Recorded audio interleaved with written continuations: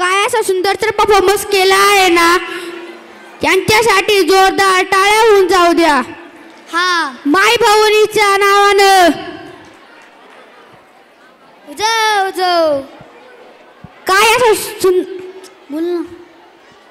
हा अरे अरे हा, अरे गावाची यात्रा येत आहे आणि थंडी पण खूप आहे. मग काय करायचं ठरवलेले आहे? यात्रेला तर जायलाच लागन, पण कसं जायचं?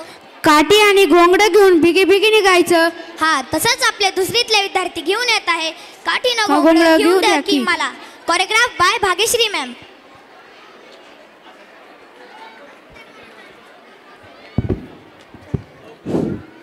काठीनं घोंगडं घेऊ द्या किरस सेकंडी आपल्यासमोर नृत्य सादर करत आहे.